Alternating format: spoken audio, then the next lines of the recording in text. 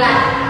Pertama, tanggal 20 April 2011, Nyonya B berumuran 36 tahun datang ke bidan untuk memeriksakan kehamilannya. Nyonya B pernah melahirkan 2 kali dan keguguran 1 kali. HPHT 8 September 2010. Nyonya B pernah mengeluh sering merasakan sesak nafas. Hasil pemeriksaannya TD 120/80 mmHg dan N 84 kali per menit. Jadi pertanyaannya, rasa sesak bernafas yang dirasakan Nyonya W bukan disebabkan yang A. Peredaran darah tidak lancar, B. Kebutuhan oksigen meningkat, C. Kapasitas vital paru meningkat, D. Terjadi peningkatan berat badan, E. Pembesaran uterus menekan diafragma. Jadi jawabannya itu C.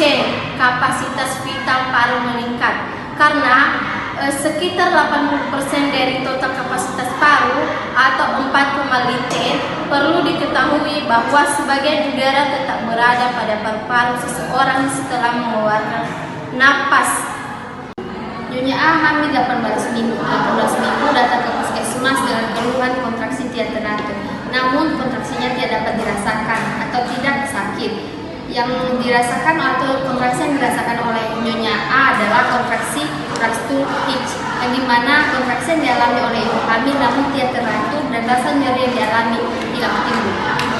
Selanjutnya kasus nomor 3, Nyonya T 27 tahun hamil yang pertama kali, periksa ke bidan F pada tanggal 20 bulan 8 2011 dengan keluhan yang sering berdarah.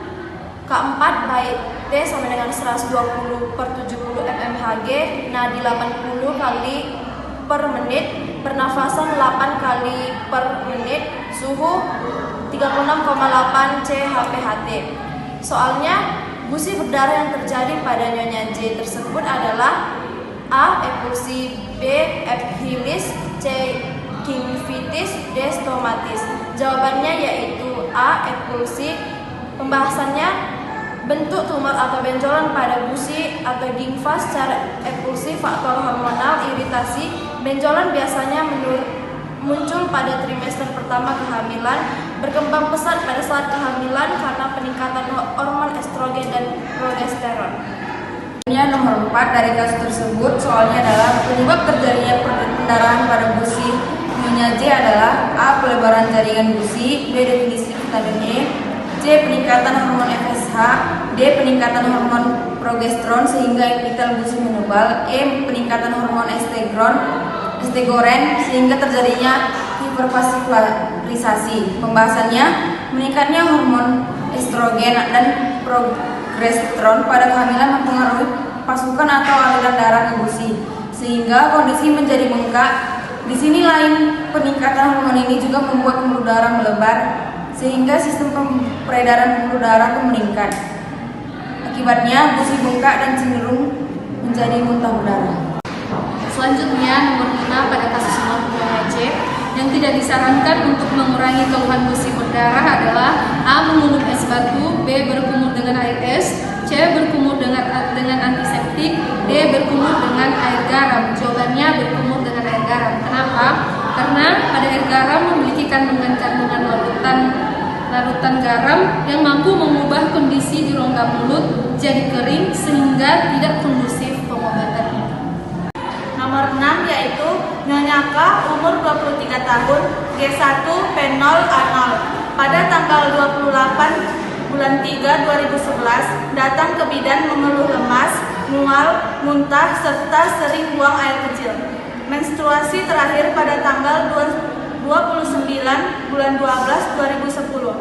Soal dari kasus tersebut, keluhan mual muntah yang dirasakan Nyonya K disebut A. Hyperemesis, B. Piscassex sign, C. Braxton Hicks, D. Tanda Chadwick, E. Morning sickness. Jawabannya adalah morning sickness. Penjelasan morning sickness adalah kondisi mual dan muntah yang dialami ibu hamil pada trimester awal. Kondisi ini normal terjadi dan pada umumnya akan hilang setelah masuk trimester kedua. Meski disebut morning sickness, kondisi ini tidak hanya terjadi pada pagi hari, tetapi tapi juga di siang, sore, atau malam hari. Ada sebuah studi yang menyebutkan bahwa morning sickness tanda janin sehat dan dampak dari berubahnya hormon pada ibu. Dan ibu yang mengalami mual dan muntah memiliki kemungkinan 50-75% lebih kecil untuk mengalami keguguran. Nyonya R, usia 25 tahun, G2, T1, 0, datang ke klinik tanggal 15 September 2011. Memeriksakan kehamilannya untuk yang ketiga kalinya. Nyonya Iririn mengeluh sering buang air kecil pada malam hari. HPHT tanggal 7 November 2011. Dari hasil pemeriksaan Leopold TFU 3 jari di bawah PX, punggung kanan letak memanjang, kepala sudah masuk panggul. Untuk meringankan keluhan fisik yang dirasakan Nyonya R, bidan menganjurkan A. Minum air hangat, B. Mengkonsumsi antidiuretik, C. Jangan minum pada siang hari, D. Memperbanyak minum pada siang hari, E. Menahan jika ada dorongan ingin menyerang. Pilihannya itu bagian D, memperbanyak minuman pada siang hari.